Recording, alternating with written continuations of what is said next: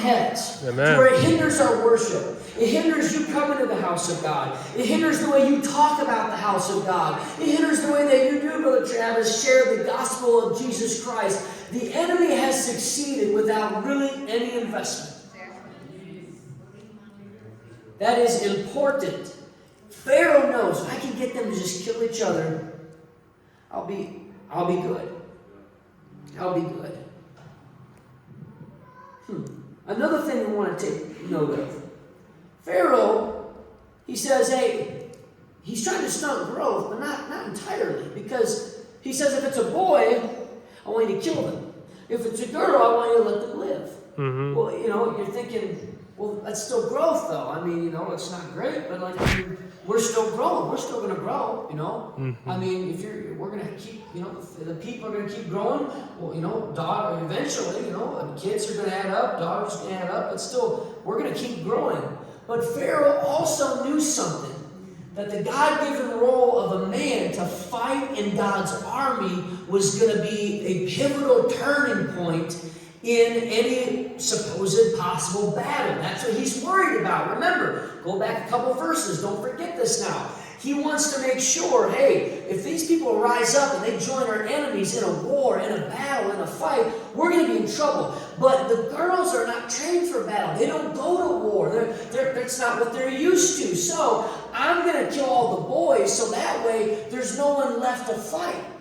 And if I could, I don't want to start preaching or get too excited here, but gentlemen, I'm telling you, we need to ask ourselves a question, and we need to ask it often. Are you and I still a threat to hell and its enemies? Come on now. Yeah. Are the men of God, are the men in this church or in God's kingdom as a whole, are we still looked at from the enemy as a threat? Come on. That's good. I'm not saying joining the U.S. Army. I'm not saying stand outside as the ushers with, spears and swords and shields. But I'm talking about prayer in our homes. I'm talking about leading in worship. I'm talking about leading in sacrifice, leading in giving. Are the men of God still seen as a threat to the enemy?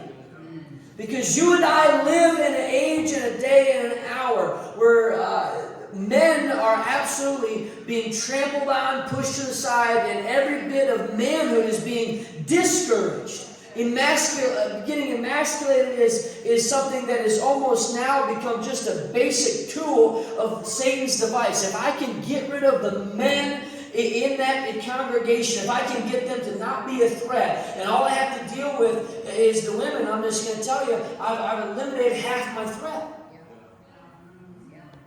And it cannot be said. Man, I'm just going to press this just a little bit more. We have to lead in worship. We have to lead in prayer. We have to lead in Bible knowledge in our home. If we cannot walk our children or our families through a basic Bible study, I want to press you. It'll hurt, but it will help. You need to be able to show your family why we believe what we believe, why we live the way that we live. You need to be a threat to the enemy in your life. Because let me just say this. You and your family, your wife, you were not meant to fight separately. You were not meant to fight just as individuals. When you came together in unity in marriage, you two things became one, and you became a central unit that God designed to make a healthy home and raise up and fight together. Come on. I got to move on. I'm getting way too excited. So, let's continue. Let's jump ahead. Verse 22, Brother Matt. Verse 22. And Pharaoh charged all of his people, saying, every son that is born ye shall cast into the river, and every daughter ye shall save alive. Okay, why are we reading that? Because it's in essence just repeating what we just talked about. But I wanted us to see that verse because it introduces a different factor into our story. This builds suspense. Same thing. Boys kill them, girls keep them alive. But then it introduces this river. Any son that is born, ye shall cast them into the river. And what does this do? This is something very real. And I'm going to do my very best to try and, again, get you to interact with the text, but bring this to life. Because This is not just the enemy walking about like a roaring lion. You know, he's all bark and no bite. You know, it's just threatenings, but nothing's really happening. No, this is an actual physical river. Mm-hmm. This is a real river. That's good. Historians, argue, debate if it's the Nile River. It doesn't really matter. It's a river that was in Egypt, that was easily accessible, that ran throughout the land, and it was the means by which Pharaoh used to kill all the firstborn, all the men that were born. And it was more effective than just having his soldiers go into the homes and take the firstborn, any son that might have been born and kill them. Because it was something that the children of Israel could see every day. Mm-hmm. Something, no doubt, that they probably had to use, whether it be making the materials, the mud at which for the bricks, and that they were using to build these treasured cities that the Bible said a few verses earlier, whether it be for washing clothes, gathering water, irrigation, for farming. There's all kinds of uses that a major river like this was going to be used for. And so now, something that they had to interact with on a daily basis now became a constant reminder of the biggest fear in their life. Mm-hmm. It was a river of death. Something that they couldn't avoid. Something that was a constant reminder, without Pharaoh, again, ever having to dispatch his entire army or his legions to be able to go in and just take the children. It was something that they could see. And no doubt, I want you to, without me being too candid, I want you to picture this, because we're going to read of a story of Moses. We know where this is going, and he survives. But there was not many like Moses that were born in his time. That's good. No doubt there were many people's children, many babies' cries that came and ended quickly, drowning in that river. There's no telling how many countless thousands, if not more, the children of Israel, I believe, now someone fact check me, but I believe, Brother Dupree, when they're leaving Egypt, there's 2 million plus people. So this is not just, a small city. I believe the city of Flint is 100,000 people or something like that. So, this is a massive amount of people. And they're growing quickly. And these children, these baby boys are being cast into this river of death. And it is real. Come on. And I want to try and pull this out, maybe of your mind and your experiences, because you have to understand, and this is tough, but you have to come to grips with the reality that living in a fallen world, you're going to have to face the reality that there is some things that are very tough to swallow as a born-again believer. That's good. There are obstacles that you're going to face. There are rivers of death in your life that you're thinking, how in the world could God allow this? Mm-hmm. And you're not alone in thinking that. Sometimes we can feel isolated and think, boy, I'm the only one that has a river of death in my life. I'm the only one that has this river. I go to church and I'm praying and I'm sacrificing, I'm giving, I volunteer. Maybe I'm in a ministry position. Maybe I'm singing or playing. But everyone else seems to be just flowing by me in this river of death. And every day I wake up, I have this obstacle that seems insurmountable. This enemy in my life, this river of death, and that is real. I'm not here to undermine it or tell you that what you're going through is just dreamt up or is just in your imagination, or it's just, maybe a personal battle that you just got to have more willpower. No, hear me now. This river of death was real. Mm-hmm. I can only imagine that Moses' parents' neighbors on their way, just crying, willingly or being forced, because at first Pharaoh said, you can take it down there or I'm going to come take it. But you are casting your boys in that river. They will die. And it was real. And it's important to acknowledge the sources and the things of contention and evil in your life. And don't try to convince yourself that, well, man, because I'm a born-again Christian, everything, this problem must just be my fault, just must be me, just something I'm going through. I must be doing something wrong. No, you might be doing everything right, but there is just a wicked, fallen world that you and I live in. There are obstacles, there are pains, there are sorrows, there is loss of loved ones, there is financial burdens, there is job losses that can't be explained. There are things that happen, car troubles. I know that might sound small in the context of children being tossed into, but it's not small for someone that has a large family that has to get back and forth to work. And there are things that happen in you and I's lives that are real, that we have to sometimes on a daily basis face and come to grips to the fact that, wow, there is evil. As David said, Lord, why? How is it that the heathen rages? How is it that those that are my enemies seem to be prospering, Brother Andy? David was very honest and open. He would pour out his heart in Psalms. Sometimes it was of praise, but other times it was like, why, God, is this happening? And these children are dying. They're being cast into the river. And I want to encourage you.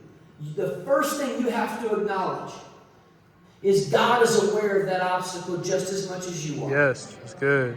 He knows exactly what you're going through. Because the demise, every born-again believer's demise when it comes to facing this river of death, this burden in their life, it starts with the idea of woe is me or isolation. Don't believe the lie of the enemy. God knows exactly where you're at. He knows about that obstacle in your life. He is aware of that river of death. He is aware of that thing that's a constant reminder and a thorn in your flesh. He knows about it. He's aware. And so, I want to fast forward a little bit. With all of that context built up, with all of that background, let's move forward. Exodus chapter 2. I want you to read verses 1 and 2, Brother Matt, if you could. Exodus chapter 2. Let's turn the page a little bit. And there went a man of the house of Levi, and took a wife and a daughter of Levi. And the woman conceived and bare a son. And when she saw him that he was a goodly child, she hid him 3 months. And so we have Moses in our main characters introduced. A lot has happened, but now we have a firm grip on what now has become very obvious and apparent for all the people living in that day. It's a tough day. The place of blessing has now become a place of bondage and burden and death. The place that God had brought us to a point to get to the place where we were now seemingly has turned on us. And now Pharaoh's KGB, his Gestapos, are running the streets of Egypt, and they're looking for all of the children that are born that are boys. And we find a certain family introduced, one, again, that is nameless. We never find out really what the names of Moses' parents are. Even in Hebrews chapter 11, we don't know their names. We just know them as Moses' parents. And they stand out because when she bore a son, she saw him and that he was a goodly child. She hid him. She made a choice. And this is the next step, the next right step in your life, in your relationship with God. When you come to the realization that there's a river of death in your life, you and I have got to make a choice. We're either going to walk our babies down to that river of death, or I'm going to stand, as I hear a lot from a couple of younger friends that I have, 10 toes down or 2 feet planted, as my dad always said.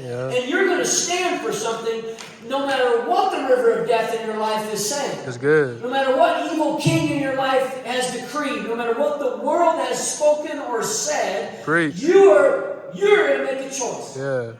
That's the first step. I want to oversimplify that. And that choice can be at an altar on a Wednesday night.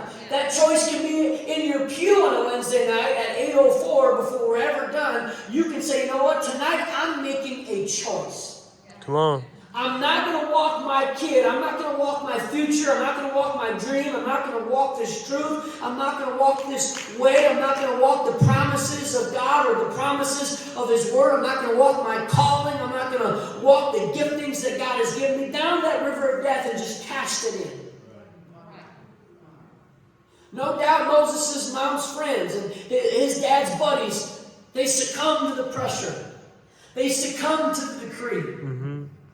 But not Moses' parents, because they knew God has a plan. They just chose to believe God has to have a plan. I don't see it. I love that song that we sing sometimes. Even though I don't see it, Lord, I know you're working. Even though I don't feel it, even though I can't perceive it, even though I don't even understand how, you are working. God is working on your behalf. He is not ignorant of that situation. He is not ignorant of what you're going through. He's not ignorant of that sickness or that pain or that sorrow or that loss or that financial situation. He is not ignorant. He knows. He is working. Yeah. He's working. But she hides him. And she does it for 3 months. And in verse 3 of Exodus chapter 2, I'll read it because it's very short. It says this, and when she could no longer hide him. When she could no longer hide him. It came to a point where even that plan, it's like, okay, Lord, I'm making a choice. I'm making a stand. I don't know what I'm supposed to do. I'm going to hide him. I'm going to do something. I got to do something. And so she starts hiding him. But eventually, she could no longer hide him. And the rest of verse 3, Brother Matt, what does that say? She took for him an ark of bulrushes and daubed it with slime and pitch, and put the child therein. So, note takers, write this down. If you need a miracle in your life, you need to do everything you can that doesn't require a miracle. That's good. Does that make sense? Amen. If you need a miracle in your life, if you need the miraculous, if you need God to do what only God can do, I want you to then take spiritual inventory, look at your situation, and say, then what can I do, God, that doesn't require a miracle, that I can do right now? It doesn't take a miracle for you to say, you know what, I am going to take time to pray in my daily walk. It doesn't take a miracle if you say, you know what, no, I am going to get in your word, God, and I'm going to spend time. I don't know where to start. I'm not sure what you're going to show me, but I'm going to give you ample time and space in my day to speak to my heart through your word. It does not take a miracle to get up and encourage yourself in the Lord the same way David did after he lost everything. It doesn't take a miracle to make your way to the house of God on a Wednesday night and say, you know what, I'm not even sure I have gas to get home, but you know what, I am going to make it there because I need to be in God's house with God's people in God's presence. And that is exactly what she does here. That's good. She is coming, make no mistake about it, she is coming to the end of herself. She can't do anything more. She hides him for a while, but then she can't hide him anymore. And look where she ends up. The Bible doesn't say this, it doesn't indicate it for certain, but I got to imagine she's got to be close to the river of death. She's got to be close to that river because she's got bulrushes. This is very popular to grow near a water source, and she's got this slime and pitch, and so she's got to have water, and she's got to be hidden. She can't be out on her front porch with that boy that she's not supposed to have, making an obvious escape route or a boat of salvation for him. She's got to be hidden somewhere. So I can just imagine with me, she's down there in the slime, in the muck. She's got all these bulrushes, this tall grass. She's constantly looking around, trying to keep baby Moses from crying. And I want you to take note of this. The Bible indicates that she's alone. Again, I can't prove that for certain, but constantly we see she took him and she hooded it, and she took him an ark of bulrushes, and she adopted it with slime and with pitch, and she's putting the child therein. She's just there. She's a mother down by the river thinking, God, I have no clue I don't know what you're going to do. If you don't do something here, this is all going to come to an end. This dream is going to die. This future is going to die. This promised child is going to die. Right. But she doesn't quit. She is still doing everything Lord, I can do this. It doesn't take a miracle.